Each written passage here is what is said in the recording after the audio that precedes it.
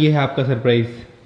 छोटा होगा कहीं पर अनबॉक्सिंग करो, देखो क्या हो सकता है इसमें। छोटा कुछ आइडिया तो दो, क्या हो सकता है इसके अंदर। वाह यार गाइस, ये वाली रियल में 8-9 करोड़ की है।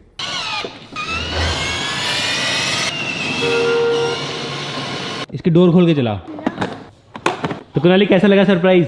बहुत तगड़ी है यार। है ना, लुक वाइज सबसे बेस्ट है ये। और क्या, मेन तो इसके जो डोर है गाइस, ये देखो किस तरीके से ऊपर हो रहे हैं। और ये देखो गाइस, अब अम्मा आ गई है। अम्मा कह रही है मैं ट्राई करती हूँ। चलो, आप तो मैच भी कर रहे हो रेड रेड। चलो बैठो फिर। हाँ, रोक दो रोक दो रोक दो रोक दो। ये लो चम्मा, लो चलाओ, ये देखो।